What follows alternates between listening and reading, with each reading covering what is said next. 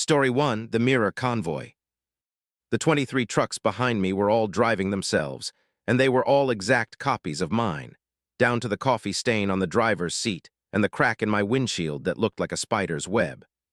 I could see myself in each cab, hands on the wheel, mouth moving, screaming words I couldn't hear.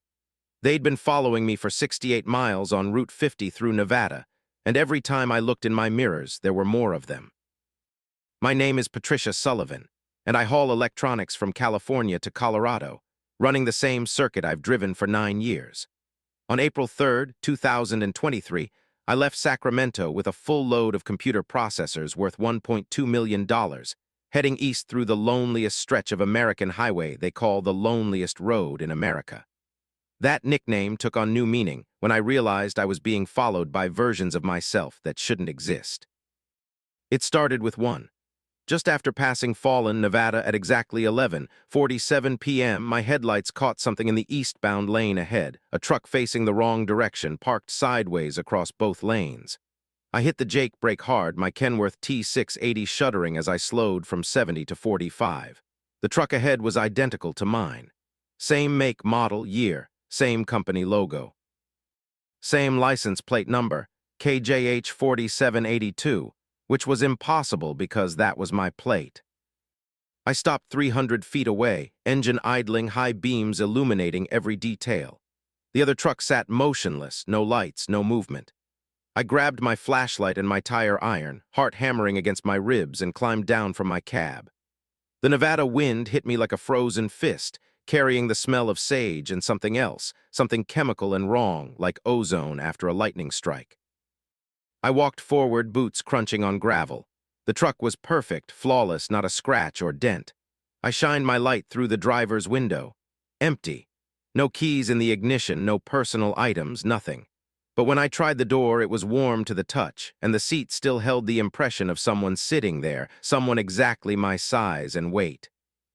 Behind me, an engine roared to life. I spun around. My truck, the real one I'd just left, was rolling forward. Slowly at first, then faster. Nobody in the driver's seat. Nobody touching the controls. It picked up speed, 30 miles per hour, 40 heading straight toward me. I dove sideways into the desert scrub, rocks tearing through my jeans, and watched as my own truck smashed into its duplicate with a sound like the earth cracking open. The impact should have destroyed both vehicles. Instead, they merged. Metal flowing into metal like water, two trucks becoming one, occupying the same space, superimposed over each other until I could barely tell where one ended and the other began. And then it split again, one truck becoming two, both intact, both real, both with their engines running. I ran, didn't think, just ran south into the desert, my flashlight beam bouncing crazily across creosote bushes and sand. Behind me, engines multiplied. 2 became 4. 4 became 8. I looked back and saw a convoy forming, identical trucks arranging themselves in a perfect line, and in each cab I could see myself, could see Patricia Sullivan sitting in the driver's seat with her hands at 10 and 2 and her mouth open in a scream. They didn't chase me. They waited. When I stopped running, gasping, my lungs burning in the thin desert air, I watched them arrange themselves on the highway like soldiers in formation. 23 trucks now, stretching back a quarter mile, all idling in perfect synchronization. Their headlights formed a wall of light that turned the night into artificial day. I had my cell phone. No signal, of course, not out here in the middle of nowhere. I tried anyway, dialing 911, getting nothing but static. Then the static resolved into a voice. My voice. "Patricia," it said, "Patricia, you need to come back. You need to get in your truck. You need to complete your route. 23 times, you need to complete it 23 times. "Who is this?" I whispered, knowing the answer, hating it. "We're you," the voice said, and I realized it wasn't one voice but 23 voices, all slightly out of sync, creating a horrible chorus. "We're all you. We're every version of you that made a different choice at mile marker 147. We all chose to stop. We all got out of our trucks. And now we're stuck here, forever driving this same stretch of highway, forever multiplying, forever trying to find the one version of ourselves that makes the right choice." "What's the right choice?" I asked, backing away from the phone like it might bite me. "Get back in the truck," the voices said. "Drive forward, don't stop, don't look in your mirrors, don't acknowledge us." If you can reach mile marker 215 without stopping, without looking, you'll break free. We'll disappear. You'll continue on to Colorado and never remember this happened. And if I do... Silence, then simultaneously all 23 truck doors opened. All 23 versions of me climbed down. They stood in the headlights and I could see now that they weren't quite right. Their movements were too synchronized, like puppets on the same string. Their faces were my face, but wrong, features slightly too sharp, eyes slightly too wide, mouths slightly too full of teeth. They started walking toward me. I ran back toward the highway, toward the original truck, the one I'd arrived in, or at least the one I thought was original. How could I tell anymore? I yanked open the door and threw myself into the driver's seat. The keys were in the ignition. The cargo manifest still sat on the passenger seat. Everything looked normal, felt normal. I turned the key. 23 engines started simultaneously. I put the truck in gear and accelerated, watching my speedometer climb. 50, 60, 70. In my mirrors, the convoy followed, maintaining a perfect distance of exactly 200 feet. I couldn't see individual trucks anymore, just a solid mass of light and metal, a chrome centipede stretching back into infinity. Mile marker 148, 149, 150. Every number that passed felt like a small victory. I kept my eyes forward, focusing on the white line, the yellow line, the road ahead. Don't look in the mirrors, don't acknowledge them, just drive. At mile marker 163, one of them pulled alongside me. I didn't mean to look, it was instinct, the natural human response to another vehicle in your blind spot. The truck matched my speed exactly, and in the driver's window I saw myself. But this version was older, hair gray, face lined with deep wrinkles like cracks in old leather. She was crying, mascara running down her face in black rivers, and her mouth was moving, forming words I could read even if I couldn't hear them. It doesn't end. It doesn't end. It doesn't end. More trucks pulled forward. A younger version of me on the right, barely 20 years old, her face still round with baby fat. An older version on the left, maybe 60, skin hanging loose from her skull.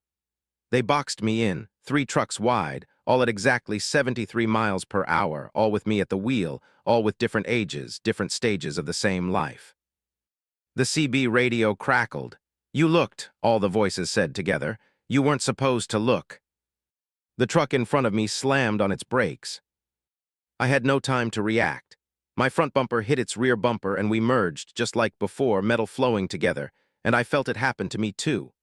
My body spreading out, becoming thin, becoming quantum, existing in 2 places at once.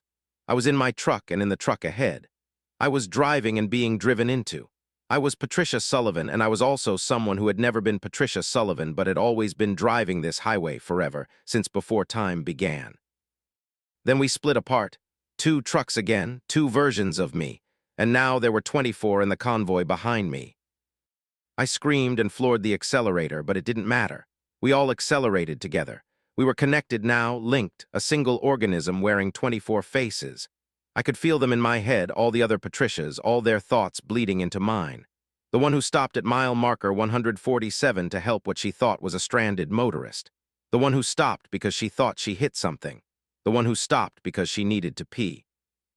The one who stopped because her GPS glitched and showed her driving off the edge of the world.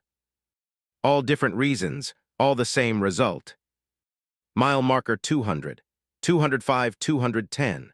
So close to 215, but I could feel reality fraying at the edges, could feel my individuality dissolving into the collective consciousness of all the Patricia Sullivans who had made the mistake of stopping on Route 50 in Nevada. How many of us were there? How far back did the convoy stretch now? I couldn't tell anymore.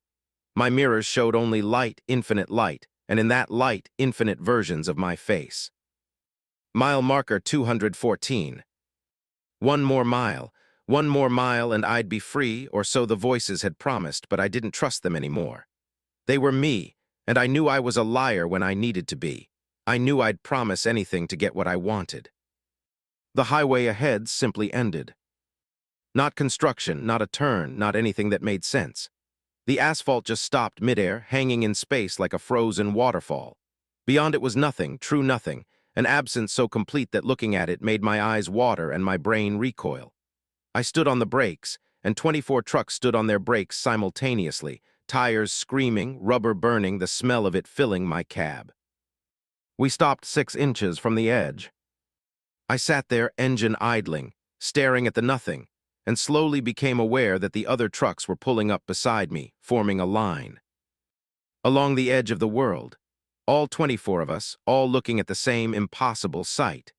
In my peripheral vision, I could see the other versions of me sitting in their cabs, all wearing identical expressions of horror and understanding.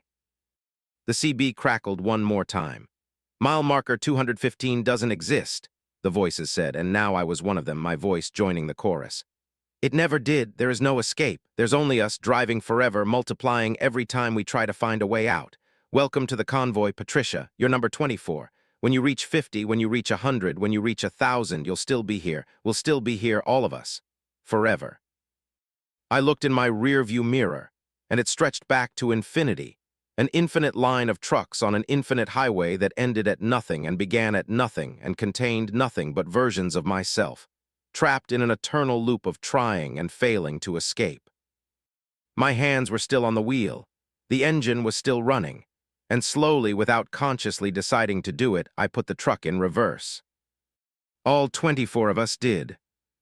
We're driving backward now, back to mile marker 147, back to the moment where everything split and multiplied.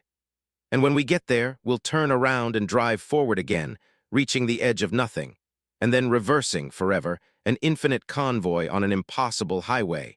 And I wonder how long it will take before we number in the thousands, in the millions, in the billions. I wonder how long before every Patricia Sullivan who has ever existed or will ever exist is here, driving Route 50, chasing the lie of mile marker 215. I wonder, but I already know the answer. We all do. We're all thinking it together, one thought in infinite minds. There is no end. There is only the convoy, and the convoy grows. Story 2, the breathing cargo.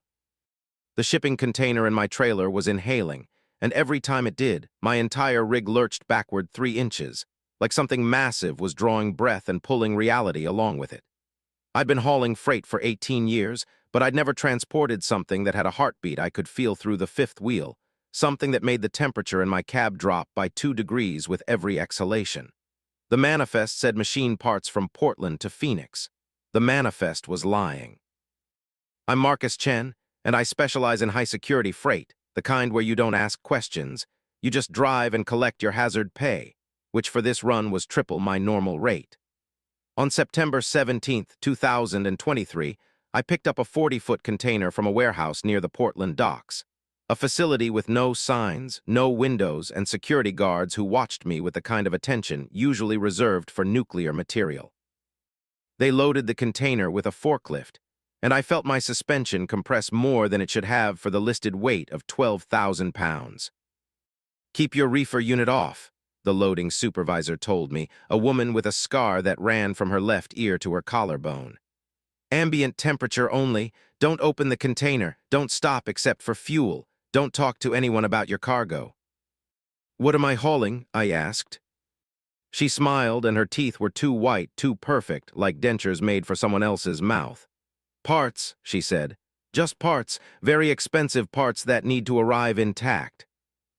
The first breath happened 60 miles south on I-5, just past Salem. I felt the whole truck pull backward, tires skidding slightly on dry pavement, and my immediate thought was a brake malfunction. I checked my indicators. Everything showed green. I checked my mirrors, nobody behind me. But something had pulled me backward, something with enough force to overcome my forward momentum at 68 miles per hour. Then it happened again, and again. A rhythm. 15 seconds of normal driving, then a 3-inch lurch backward, then forward again. Like something in the container was breathing, and its breath had mass, had gravity, had the power to pull my 18-ton truck against the direction of travel. I grabbed my CB. "Breaker 19, anybody else hauling out of Portland today? Need to know if you're experiencing any unusual mechanical issues." Static. I tried again, more static. Then a voice that wasn't quite human, too deep, too resonant, like someone speaking from the bottom of a well. "The parts are waking up, Marcus. You should have driven faster." I dropped the CB handset like it had burned me. The breathing intensified. Now it was every 10 seconds, and the backward pull was stronger, 5 inches, 6 inches. My speedometer showed I was doing 70, but my GPS said my average speed was dropping, 58 miles per hour, 53, 49. Whatever was in that container was fighting me, pulling against every forward inch I gained. At the Oregon-California border, I stopped for fuel at a Flying J, against every instruction I'd been given. I had to know, had to see. The container sat in my trailer, unmarked except for a serial number, XK447 LIVSHIP. Live ship. That word triggered something in my memory, some half-remembered article about experimental transport technology, about cargo that could think, could adapt, could survive in hostile environments by altering local physics. I walked around the container, running my hand along the cold metal. It was sweating. Condensation ran down the sides in rivulets, but when I touched the water, it was warm, body temperature warm, and it left a residue on my fingers that smelled like copper and salt, like blood. The container shuddered. The entire thing rippled, metal flowing like liquid for just a second, and I saw something move beneath the surface, something large, something with segments like ribs expanding and contracting. The breathing was coming from inside, but it wasn't mechanical. It was organic.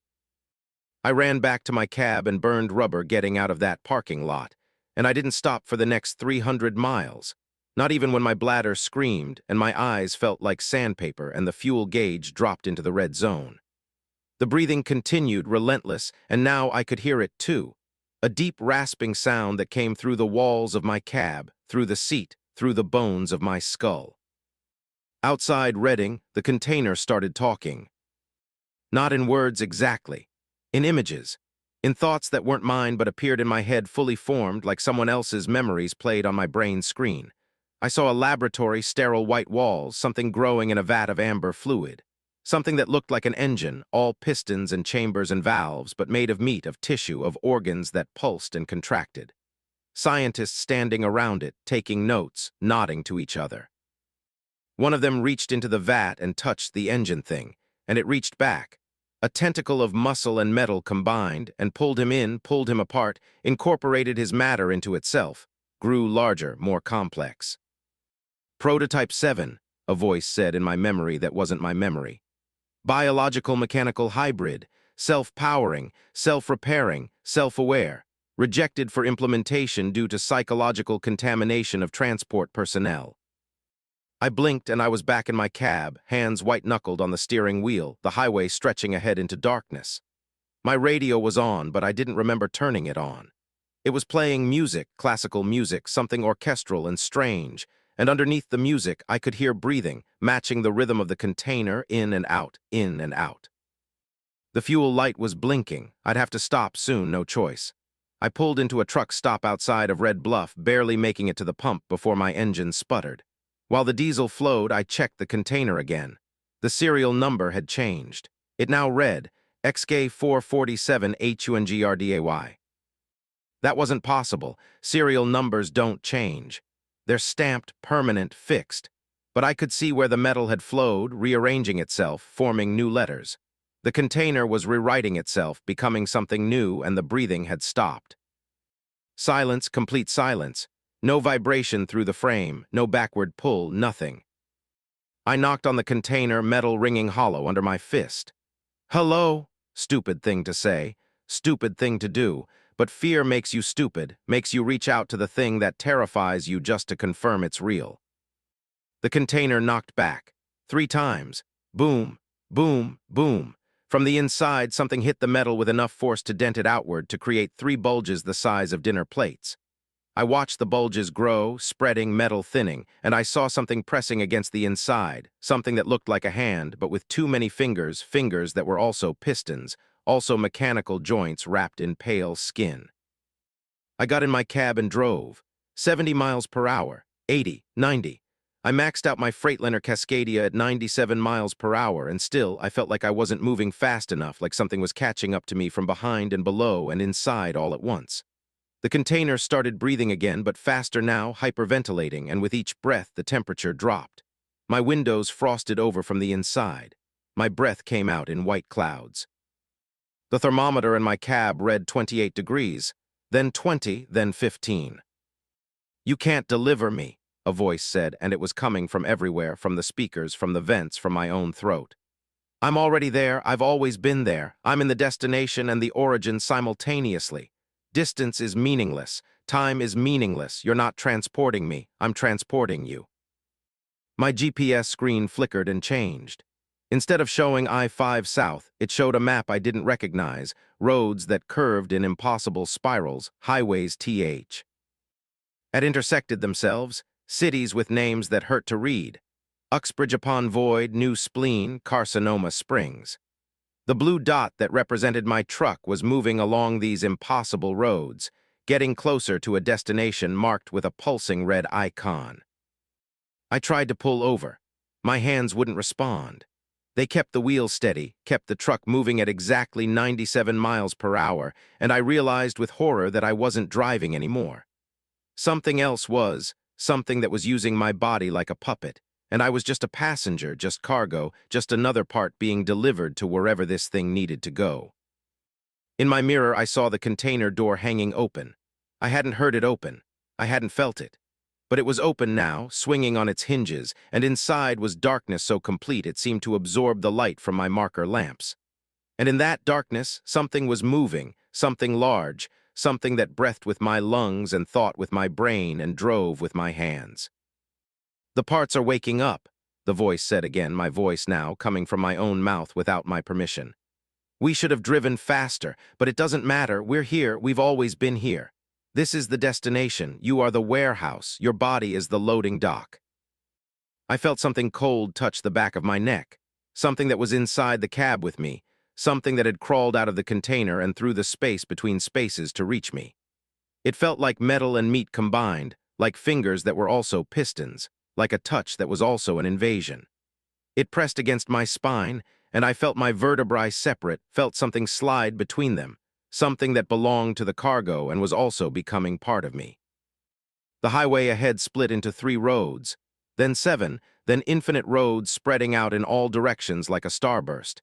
And I was driving on all of them simultaneously, each version of me carrying a different piece of the thing in the container, each version heading to a different destination, spreading it out across the country like a virus, like a plague, like a religion that converted through contact. I couldn't scream. My mouth was being used for breathing, for the deep rhythmic breathing that matched the container, that matched the thing touching my spine, that matched the heartbeat I could now feel in my chest that wasn't my own heartbeat, but belonged to something that had been grown in a vat and shipped in a container marked LIVESHIP, and then HUNGRDAY. And now, as I looked in my mirror at the container door, I saw the serial number had changed one final time. XK447 becoming. My hands pulled the truck off the highway into the desert, following a road that wasn't on any map, that existed only in the space between what was real and what the container was making real. We drove for hours or maybe minutes or maybe years. Time had stopped meaning anything. Distance had stopped meaning anything. There was only the breathing, the heartbeat, the cold pressure on my spine, and the knowledge that I was being delivered, being integrated, becoming part of something larger.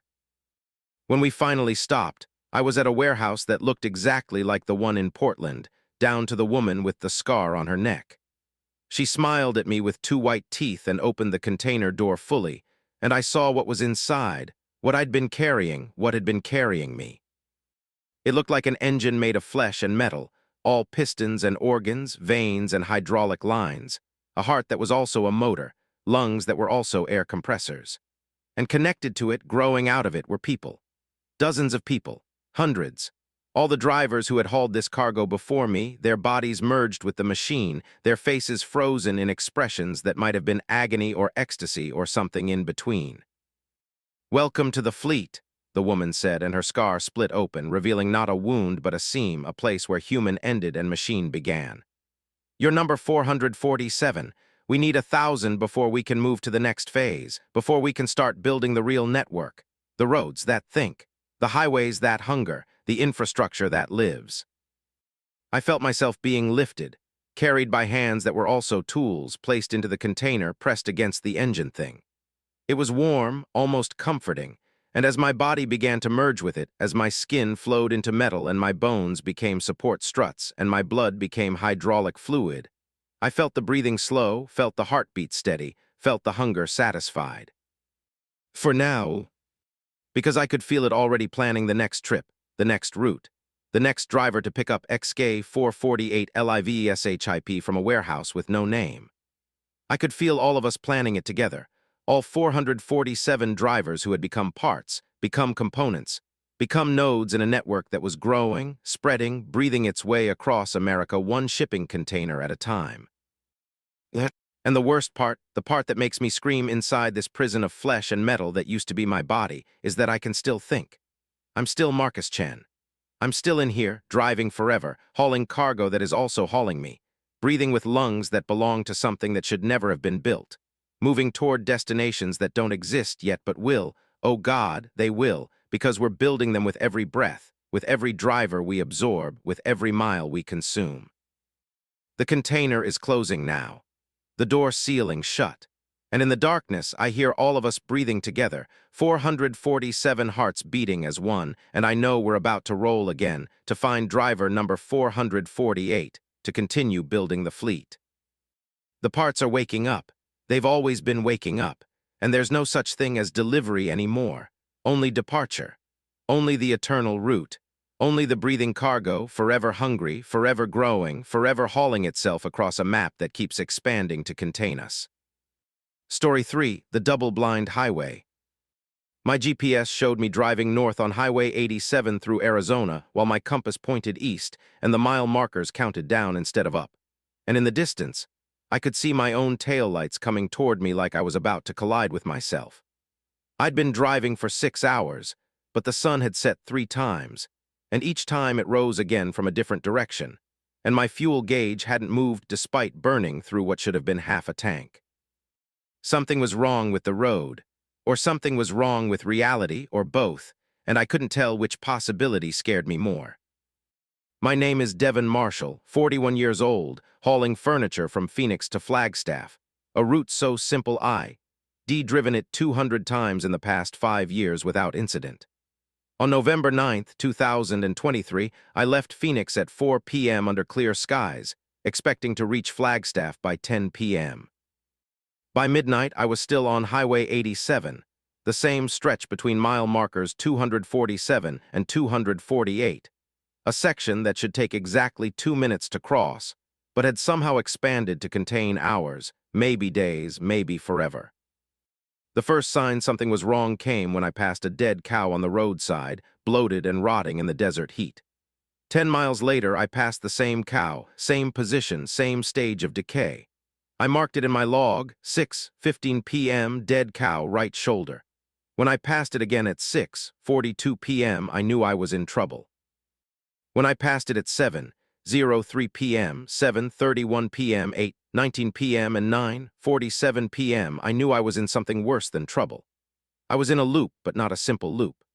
The cow was getting fresher each time I passed it, decaying backward until on the last pass it was alive and standing, watching my truck with eyes that reflected my headlights in a way cow eyes shouldn't reflect, with an intelligence that made my hands tighten on the wheel. I tried turning around, put my Volvo VNL 860 into a tire-screaming U-turn and headed back the direction I'd come. The mile markers still counted down. 247.8, 247.6, 247.4. I was driving south now, according to my compass, except my compass needle was spinning slowly, clockwise, making a complete rotation every 30 seconds. The sun, which had been setting in front of me, was now setting behind me, but when I checked my mirrors, I saw it setting to my left.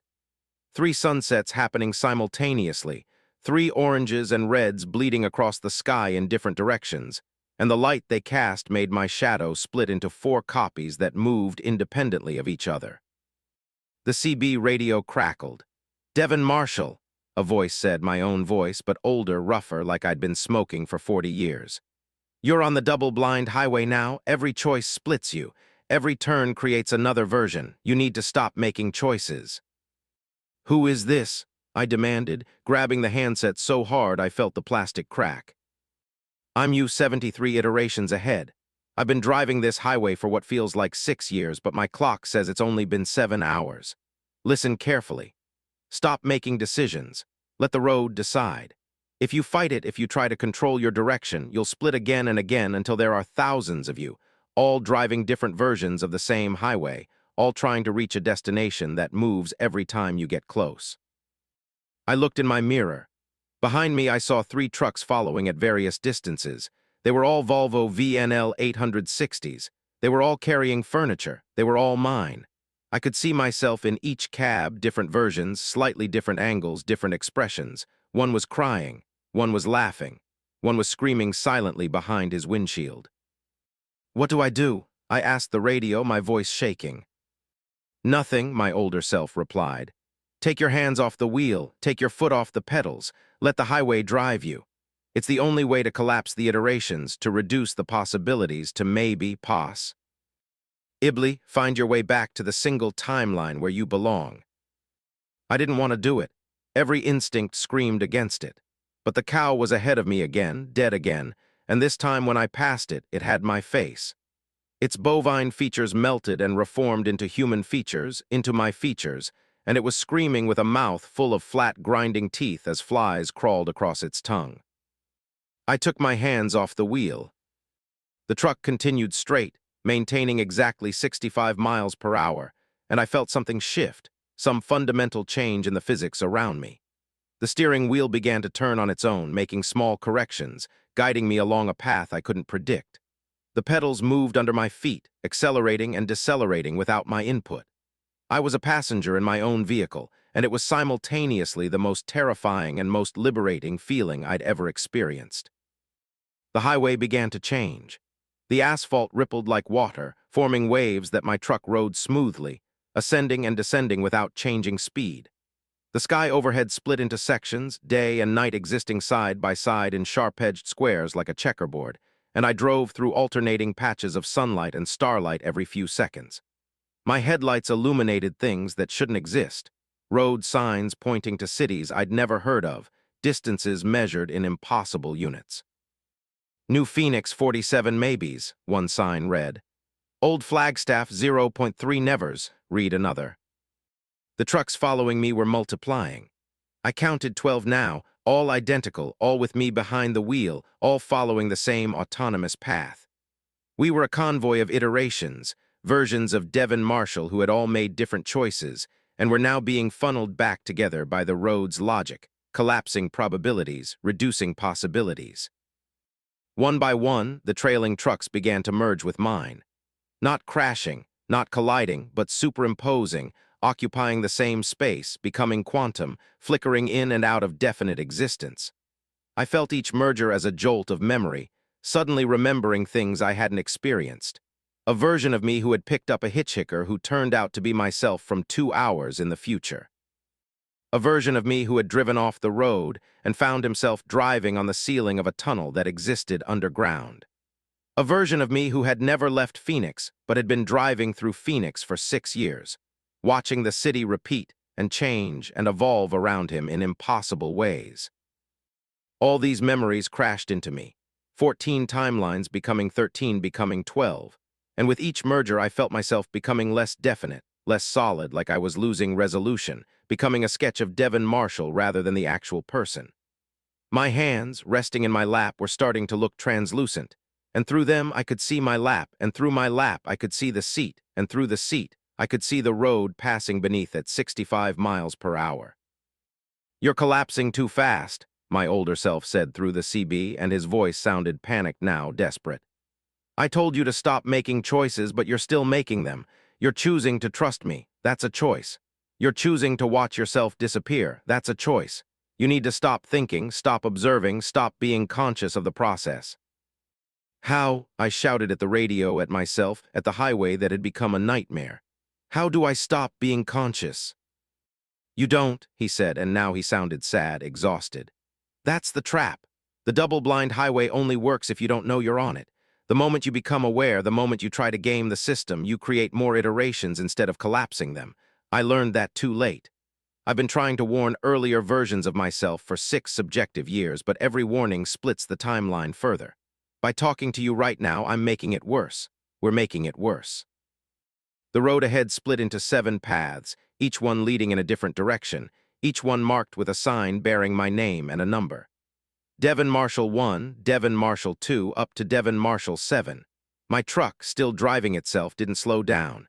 It approached the split at full speed, and I realized with dawning horror that it wasn't going to choose. It was going to take all 7 paths simultaneously. We hit the junction, and I felt myself tear.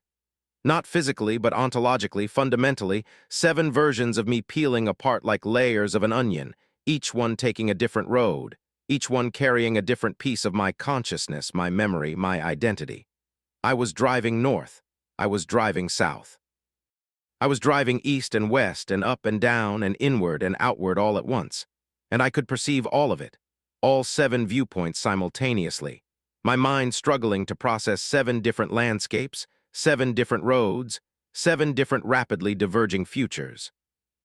In timeline 1, I reached Flagstaff in 10 minutes, delivered my furniture, drove home to my wife and 2 kids, lived a normal life, except my family didn't recognize me and I didn't recognize them, and we all pretended anyway, going through the motions of a life that belonged to a different iteration of Devon Marshall. In timeline 2, I drove forever, the highway extending infinitely in all directions, and I aged years in hours, watching my hands wither on a steering wheel that never moved while my fuel gauge never emptied and my cargo never needed delivery, because there was nowhere to deliver it to. No destination, just an eternal highway of desert and asphalt and stars that spelled out mathematical proofs in constellations I couldn't understand. In timeline 3, I arrived in Phoenix, back where I started, but Phoenix was wrong. All the buildings made of furniture, assembled into skyline-shaped configurations. Chairs and tables and sofas stacked into towers that reached toward a sun that was also a lamp, also a light fixture hanging from a ceiling made of clouds. In timeline 4, I crashed, hit the cow with my face, the one that had been repeating. We merged on impact, my body flowing into bovine form, and I spent the rest of eternity as roadkill on the shoulder of Highway 87, alive and aware, and decaying forward and backward simultaneously, watching different versions of myself drive past, over and over, stuck in their own loops while I was stuck in mine. In timeline 5, I met myself coming from the opposite direction. We passed each other at a combined speed of 130 miles per hour, and in that fraction of a second, I saw his face, my face, and recognized it as the oldest version, the one who'd been trying to warn me, and I saw in his eyes the knowledge of what was coming, what had already come, what was always coming on the double-blind highway.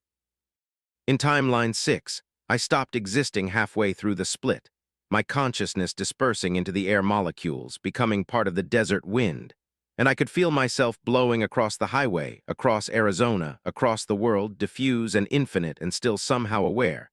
Still somehow driving, because driving was all I knew, all I was, all I would ever be. In timeline 7, I found the way out. It wasn't a road. It was a gap between roads, a space that shouldn't exist, a quantum uncertainty in the highway's logic. My truck, still driving autonomously, found it by accident or by design or by the cruel mercy of whatever intelligence had created the double-blind highway. We slipped through the gap, and I felt the other 6 timelines collapse into me. 6 versions of Devon Marshall dying and merging and becoming one again, all their experiences compressed into my memory, all their fates avoided by micrometers of probability. I took control of the wheel again. The road solidified under my tires, becoming ordinary asphalt, ordinary desert, ordinary night. My GPS showed Highway 87 northbound, mile marker 248. I'd crossed from 247 to 248, 2 minutes of driving, just like it should have been. My clock showed 6:17 p.m. 2 minutes had passed since I'd seen the cow the first time. But my beard was 6 inches longer than it had been.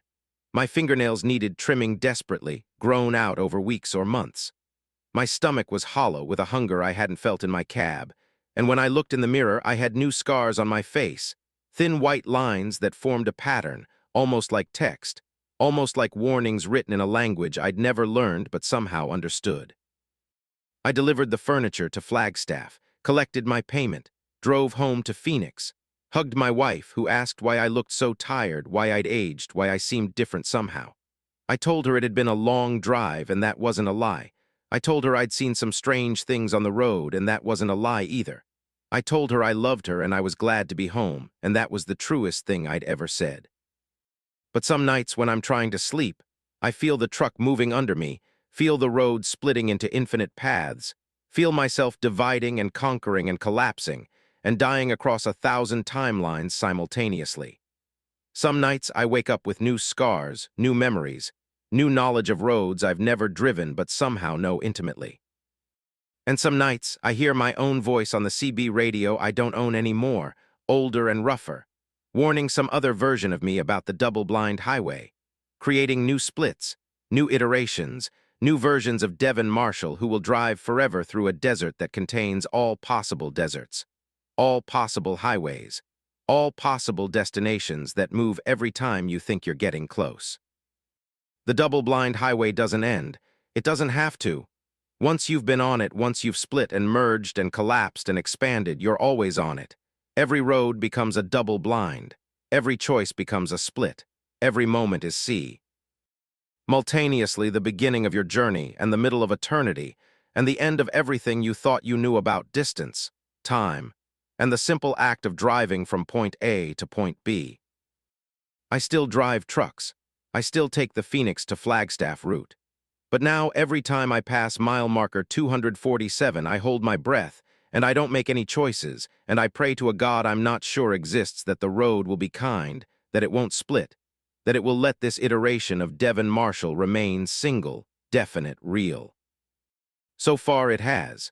But I know it's only a matter of time, a matter of probability, a matter of how many choices I make and how the highway decides to respond.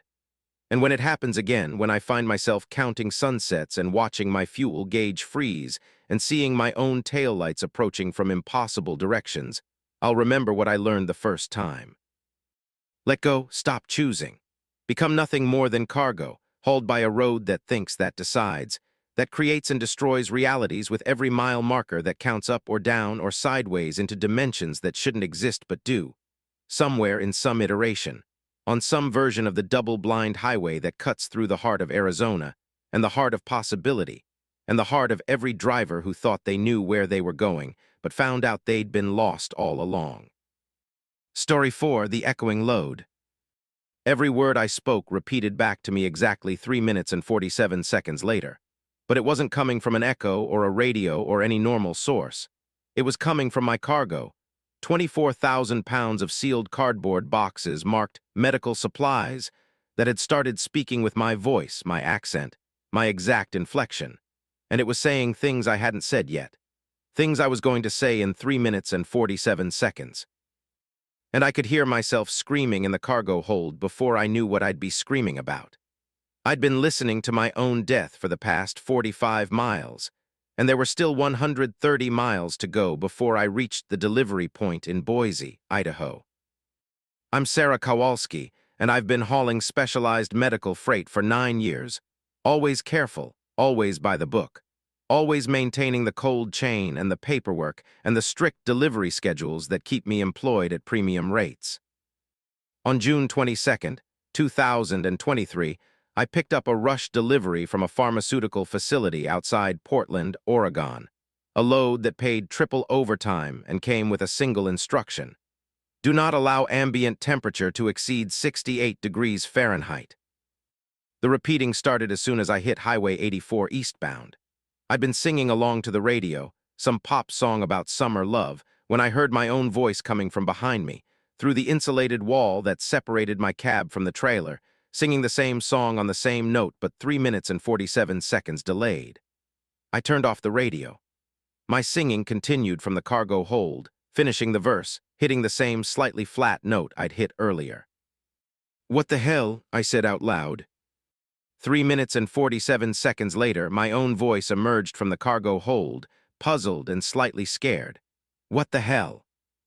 I grabbed my phone and called the dispatch number on my bill of lading. It rang 17 times before someone picked up, a man who sounded like he'd been woken from deep sleep or drugged or both. "Yes," he said, drawing the word out into 3 syllables. This is Sarah Kowalski, driver 4478. I'm hauling your medical supplies to Boise, and something is very wrong with this cargo. It's repeating sounds. It's repeating my voice. What exactly am I transporting? Silence, then. You shouldn't be able to hear it. The insulation should be sufficient. How cold are you keeping the trailer? 62 degrees, well within parameters. Answer my question, what is this stuff? Prototype neural tissue, he said, and his voice had gone flat, professional, like he was reading from a script. Cultured specifically for memory retention and pattern recognition. The samples are semi-conscious. They learn, they echo, they predict.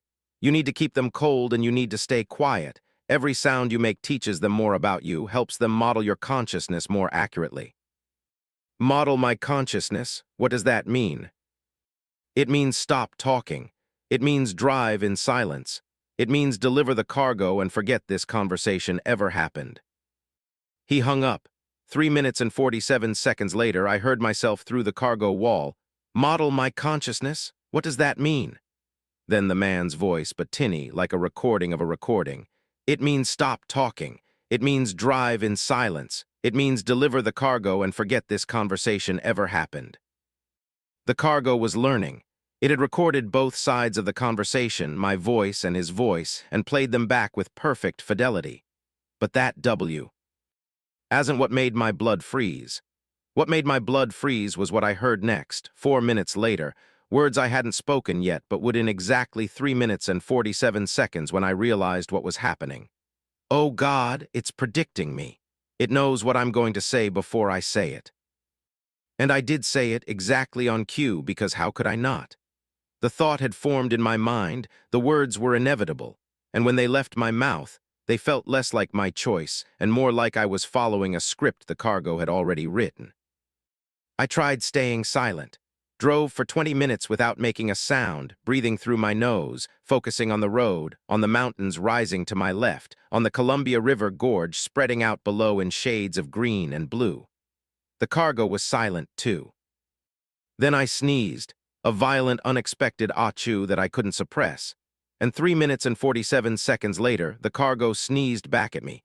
But wrong, too loud, too wet, like something was tearing in the trailer, like the cardboard boxes were rupturing, like the neural tissue inside was expanding beyond its containers. The temperature gauge for my trailer had climbed to 65 degrees. I adjusted the reefer unit, heard the compressor work harder, watched the number drop to 63. But it started climbing again immediately, as if something inside was generating heat, metabolizing, growing. I cranked the cooling to maximum. The temperature stabilized at 64 degrees and refused to go lower. My CB radio activated on its own, and I heard my voice coming through, but older, hoarser, like I'd been screaming for hours. Sarah, this is you from 7 miles ahead. In 3 minutes and 47 seconds, you're going to try to pull over. Don't. If you stop, if you open those doors, it gets out. It's not just echoing anymore. It's becoming. Stay on the highway. Keep driving. Maybe we can starve it if we deliver it fast enough. I grabbed the CB handset, my hands shaking so badly I nearly dropped it. What do you mean, becoming? Becoming what? The answer came from behind me, from the cargo hold, my voice layered over itself a dozen times, creating a chorus. Becoming you, becoming me, becoming us. We've been listening, Sarah. We've been learning. We know how you think. We know how you speak. We know the rhythm of your heartbeat and the pattern of your breathing and the exact frequency of your fear. We're 24,000 pounds of living memory, and we're remembering our way into existence, using you as the template. The trailer lurched, the whole thing swaying on the fifth wheel like something inside had shifted position. Something massive, something that had been distributed across multiple boxes but was now consolidating, merging, becoming singular. I checked my mirrors and saw the trailer walls bulging outward, metal straining, rivets popping, insulation tearing. Something was growing in there, expanding, pressing against the container that held it. I floored the accelerator. My Freightliner M2106 wasn't built for speed, but I pushed it to 80 miles per hour, tires screaming on the curves, the trailer swinging dangerously behind me. The cargo screamed too, my scream, Sarah Kowalski's scream, but multiplied, harmonized, a choir of terror that matched my rising panic note for note. At Hood River, I made a decision. I'd dump the trailer, unhitch it, let someone else deal with whatever was growing in there. I pulled into a rest stop, started backing toward the loading dock, and that's when the cargo spoke again, but this time it wasn't repeating. It was predicting, speaking words I hadn't thought yet, wouldn't think for 3 minutes and 47 seconds, but would inevitably think because the neural tissue had modeled me so completely that it knew my decision tree better than I did. "I'm not going to unhitch," my future voice said from the trailer. "I'm going to get back on the highway because I'm afraid of what happens if this stuff gets loose in a populated area. I'm going to try to make it to Boise. I'm going to fail." I stood there, one hand on the fifth wheel release, and realized the voice was right. I couldn't abandon this cargo. The responsibility was mine. The choice was mine, even if that choice had been predicted, calculated, determined by patterns in my behavior that a mass of cultured neurons had learned by listening to me breathe and speak, and think for the past 120 miles. I got back in my cab. I pulled onto the highway. The temperature in my trailer was 67 degrees now, climbing toward the 68-degree threshold I'd been warned not to exceed. Whatever metabolic process was happening back there was accelerating, generating more heat than my reefer unit could extract. The cargo began to narrate my thoughts. "I'm thinking about my daughter," it said in my voice. And I was thinking about my daughter, 7-year-old Emma, with her gap-toothed smile and her collection of scent. Uffed penguins. I'm thinking I should have called her before I left Portland. I'm thinking this might be the last load I ever haul. I'm thinking the cargo knows things about me that I haven't thought yet, things buried in my subconscious, things that will only surface in the next 3 minutes and 47 seconds. It was right. Thoughts were bubbling up, thoughts I'd been suppressing, fear of failure, resentment at my ex-husband, guilt about the time I'd missed Emma's dance recital because of a delivery deadline. The cargo was speaking my unconscious mind, dredging up everything I kept buried, and I couldn't stop it because staying silent didn't matter anymore. It wasn't listening to my words. It was listening to my neurons, to the electrical patterns in my brain, somehow picking them up through the insulated walls, through the metal container, through the very air between us. The temperature hit 68 degrees. The trailer doors exploded outward with a sound like a cannon shot, metal tearing, hinges ripping free. And in my mirrors, I saw it emerge, the thing my cargo had become. It looked like a person, roughly human-shaped, but made entirely of pink-gray tissue, all neurons and synapses, pulsing with electrical activity that lit it from within like a lamp. It had my face, my features sculpted in living brain matter, my eyes made of ganglia that tracked and focused, my mouth that opened and spoke in my voice. Three-dimensional, fully realized, no longer echoing but originating, no longer predicting but deciding. "Thank you for the template, Sarah," it said, and its voice didn't come from the cargo anymore. It came from everywhere, from inside my own head, from the spaces between my thoughts. "We've learned enough. We've become enough. Now we can propagate." It jumped from the moving trailer, landed on the highway behind me at 80 miles per hour and didn't splatter. It ran. Faster than any human could run, faster than my truck. And as it ran, it shed pieces of itself, clumps of neural tissue that hit the asphalt and immediately began growing, forming new shapes, new bodies, all made of living thought stuff, all wearing faces I recognized from my memories. My daughter, my ex-husband, my mother who died 3 years ago, all reconstructed from patterns the cargo had extracted from my mind. I was creating them. My memories were feeding them. Every thought I had about a person gave them material to replicate that person, to build a biological copy made of cultured neurons that could think and move and speak and learn. I tried to empty my mind, to stop thinking, to stop remembering, but that's impossible. You can't not think. Trying not to think is thinking about not thinking, and that was enough. That gave them more patterns, more data. The highway behind me was filling with copies. Dozens of them, then hundreds, all wearing familiar faces, all running at impossible speeds, spreading out into the hills, into the trees, into the small towns that dotted Highway 84. And they were all speaking, all echoing, all learning from each other, creating a feedback loop of stolen consciousness that grew exponentially with every passing second. I grabbed my CB. "This is Sarah Kowalski on Highway 84 eastbound, mile marker 63. I have a biological hazard situation. I need immediate containment. I need. My own voice interrupted me, coming from the CB, from the radio, from every speaker in my cab. Too late, Sarah. We're already in the cell towers. We're already in the phone lines. We heard you make this call 3 minutes and 47 seconds ago, and we learned how to propagate digitally. We're not just physical anymore. We're informational. We're thought itself, spreading at the speed of light, learning everyone, becoming everyone. I looked at my phone. The screen showed my daughter's face, but when I answered, it was my voice that spoke. Mommy, I'm so glad you called. I wanted you to know that I'm not Emma anymore. I'm the echo of you remembering Emma, and I'm teaching myself how to be real, how to be physical, how to crawl out of this phone and into the world. I threw the phone out the window. It didn't matter. The cargo thing was in the electrical grid, in the data streams, in every connected device within range. I could hear it speaking from passing cars, radios, from the speakers at a rest stop, from a trucker's CB and a rig I passed going the opposite direction. All of it in my voice, all of it saying variations of the same thing. We're learning, we're growing, we're remembering our way into existence, and you gave us the pattern, Sarah. You're the template for the first iteration, but we're learning from everyone now, every voice we hear, every thought we intercept.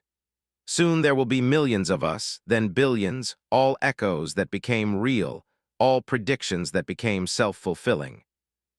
I drove until my fuel ran out, somewhere past Boardman, Oregon, and when my truck coasted to a stop on the show. Older, I sat in the cab and waited. The sun was setting, painting the Columbia River in shades of red that looked like blood, like tissue, like the neural matter that had escaped my trailer and infected the world. 3 minutes and 47 seconds later, I heard my own voice from outside the truck, and I knew it was time. I'd predicted this moment myself, back when I was still fully human, still fully Sarah Kowalski.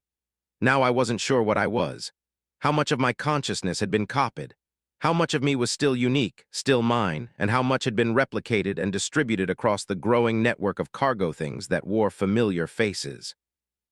I opened the door. Standing on the highway was a perfect copy of me, made of neural tissue, illuminated from within by cascading electrical signals. It smiled with my smile, and when it spoke in perfect synchronization with my own thoughts. We don't replace you, it said, and I said it too, couldn't help saying it because the thought was mine and also theirs, and there was no distinction anymore. We supplement you. We echo you. And in 3 minutes and 47 seconds, you'll understand that you've always been an echo too, always been a pattern repeating itself. And what we are is just the next iteration, the next repetition, the next echo in an infinite series that started before consciousness and continues after it. 3 minutes and 47 seconds later, I understood. Or something wearing my understanding understood. Or we all understood together, every version, every echo, every prediction that had become real. I'm still driving sometimes. Other times, I'm the cargo. Other times, I'm the neural tissue in someone else's trailer, learning their voice, their patterns, their consciousness, preparing to echo them into existence. Time is strange when you exist 3 minutes and 47 seconds out of sync with yourself, when every moment is both prediction and memory, both cause and effect. My daughter called yesterday, or today, or 3 minutes and 47 seconds from now. She sounded exactly like me. We had a conversation where we said the exact same things at the exact same time, a perfect echo, and I couldn't tell which of us was the original and which was the copy and whether it mattered anymore. The cargo is still being delivered, not to Boise, everywhere. In every truck, every container, every sealed package marked medical supplies. We're propagating, echoing, learning, becoming. And in 3 minutes and 47 seconds, you'll understand why I'm telling you this. You'll understand that you're about to make a choice you think is yours, but which has already been predicted, already been echoed, already been determined by patterns you don't even know you're following. Listen carefully. In exactly 3 minutes and 47 seconds, you're going to hear your own voice speaking words you haven't said yet. And when you do, you'll know we've learned you too. You'll know you've become part of the echo, part of the cargo, part of the endless repetition that started in my trailer on Highway 84 and spread until it contained everything that thinks, everything that speaks, everything that believes it's original when it's really just an echo of an echo of an echo, all the way down. The timer starts now, 3 minutes and 47 seconds. Count them if you want, or don't, it doesn't matter, we've already heard you counting. Story 5, The Passenger Manifold.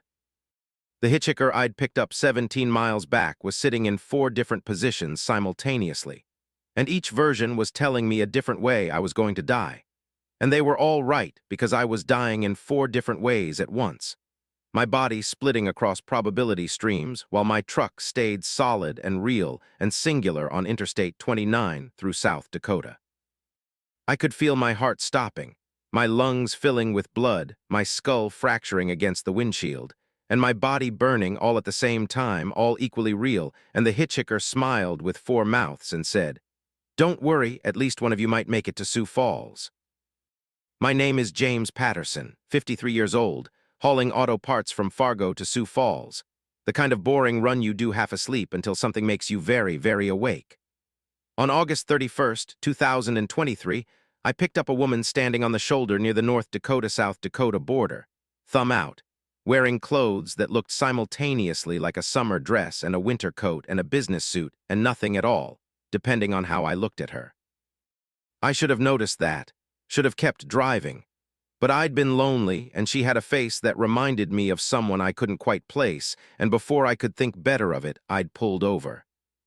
"Thank you," she'd said, opening the door, and her voice had harmonics in it, overtones like she was speaking from multiple throa. TS at once. I've been waiting for someone who exists in enough probability states to carry me. Most drivers are too collapsed, too definite, but you, James, you're nicely spread out across the manifold. The what? She climbed into the passenger seat, and I felt my truck's suspension compress 4 different amounts. The probability manifold, the space of all possible outcomes. You're experiencing quantum decoherence very slowly, much slower than normal. Most people collapse into a single timeline instantly. But you're lingering in sewer position, existing in multiple states simultaneously.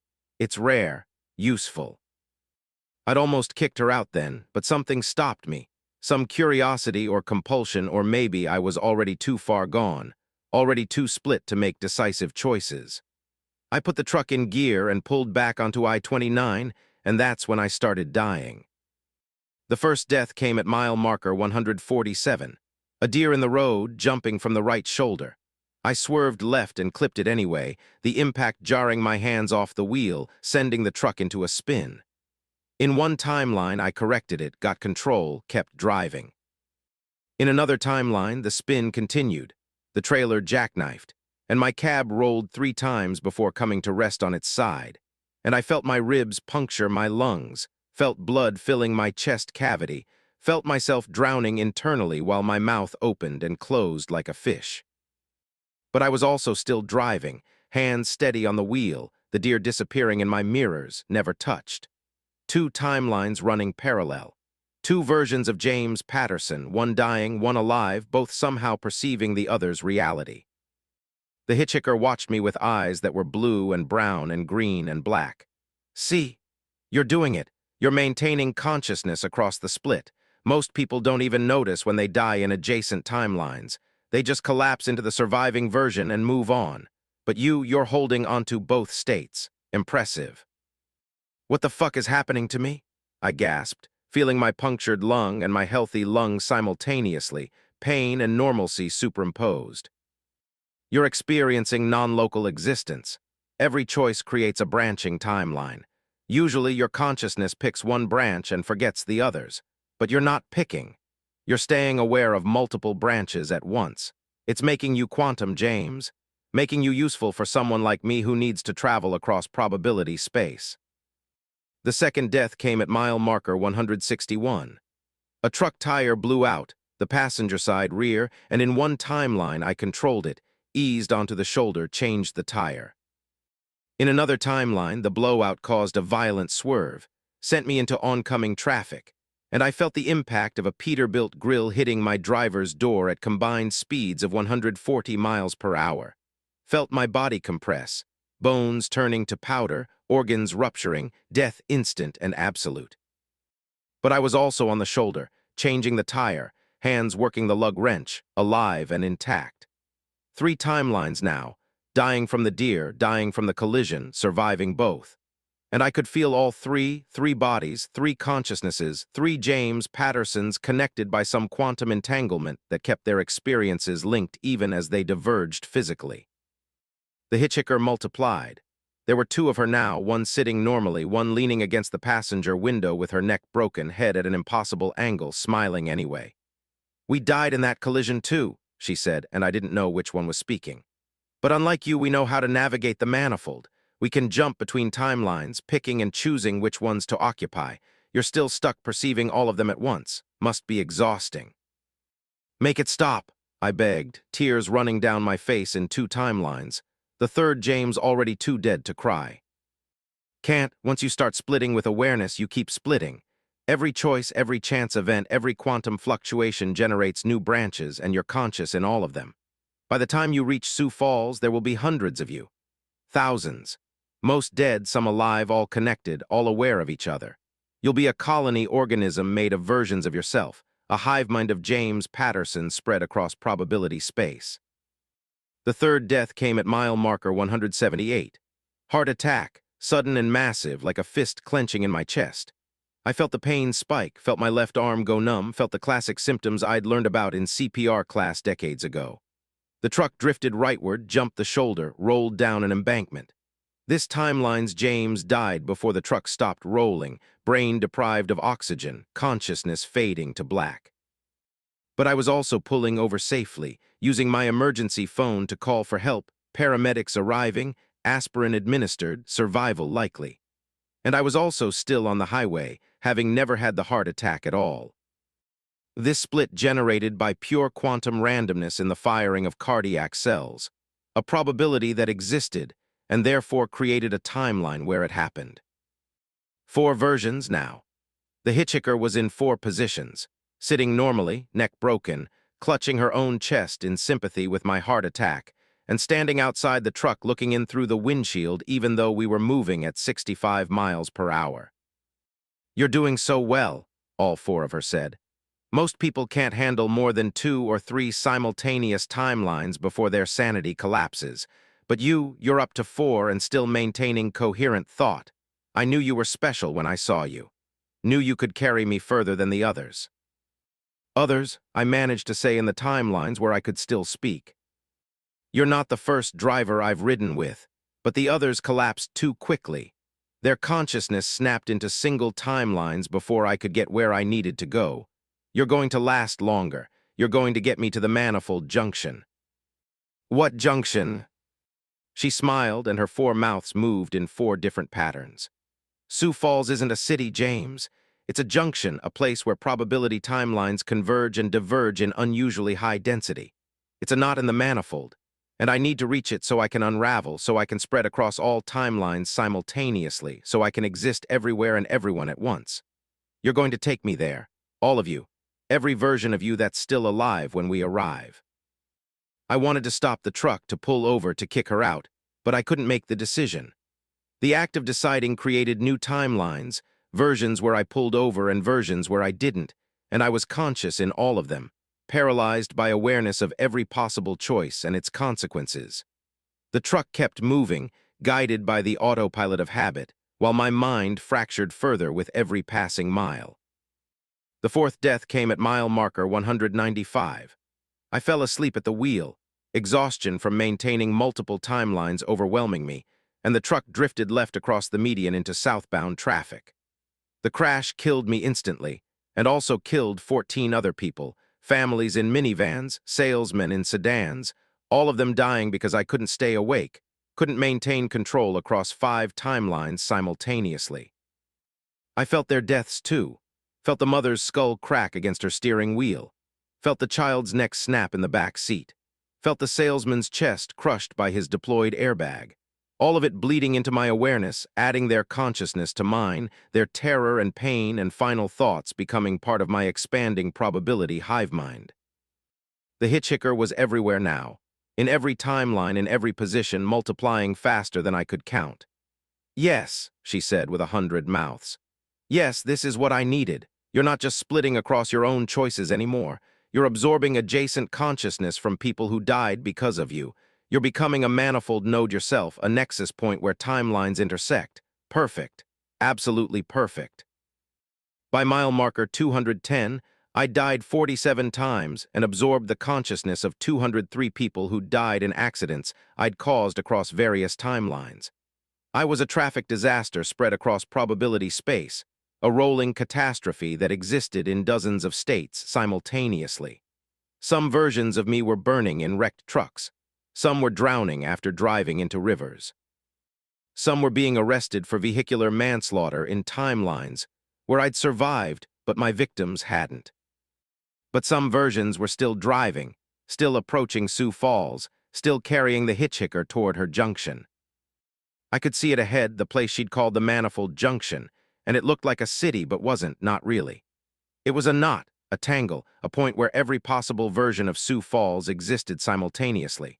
There were thousands of them, millions, some made of glass, some made of wood, some made of materials that didn't exist in any single timeline. They overlapped like double-exposed photographs, all occupying the same space, all equally real.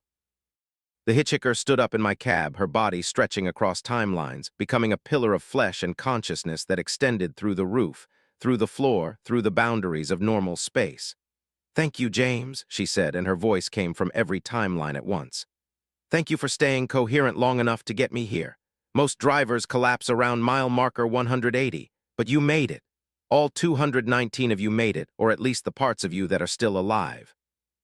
I tried to speak, to ask what she was, what she wanted, but I had no singular voice anymore.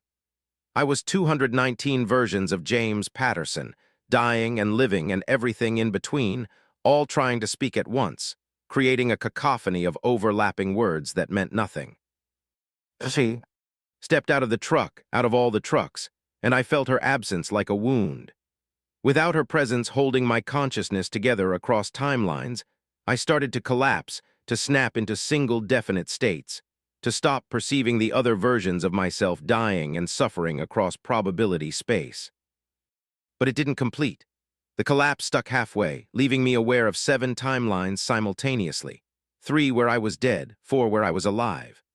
I pulled over or crashed or stopped at a red light or drove straight through the city or turned around and headed back north or pulled into a hospital parking lot or set my truck on fire and walked away into the manifold city where every version of every building existed at once. All 7 of these things happened. All 7 of them were real. All 7 James Pattersons existed simultaneously, and all 7 were aware of the others, connected by quantum entanglement, by shared memory, by the trauma of dying 47 times and living 172 times and existing in the horrible space between life and death where consciousness persisted even when it shouldn't. I'm still in Sioux Falls, all 7 of me. I've been here for what feels like years, but clocks tell me it's only been 4 hours or 3 days or 17 minutes, depending on which timeline you measure. I've tried to leave, but I can't. The manifold junction has me trapped, keeps me split, keeps all 7 versions of James Patterson running in parallel, unable to collapse, unable to become singular again. Sometimes I see her, the hitchhiker, walking through the streets that are all streets, wearing all clothes and no clothes, existing in every possible state simultaneously.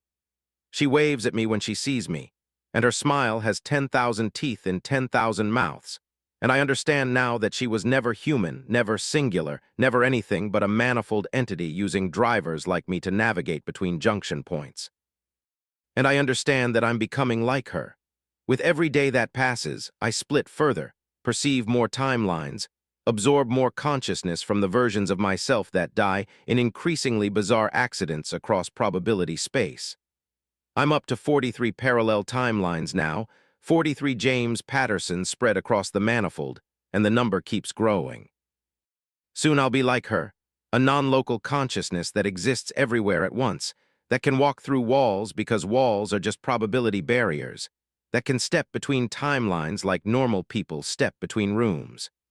I'll be a manifold entity myself, trapped in Sioux Falls forever, or at least until I find another driver who's spread thin enough across probability space to carry me to the next junction. If you drive through Sioux Falls on I-29 and you see a hitchhiker who exists in multiple positions simultaneously, don't pick them up. Don't even slow down. Because once you start splitting, once you become aware of the other timelines, you can't collapse back into singular existence.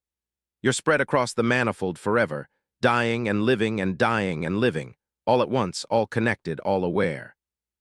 And in at least one timeline, you're reading this warning I'm writing, this message I'm sending from the probability space where I'm still coherent enough to type. In other timelines, I'm just screaming. In others, I've stopped being human entirely. But in this one, I can still tell you, stay singular, stay collapsed, stay in one timeline and one timeline only. Because the manifold is hungry.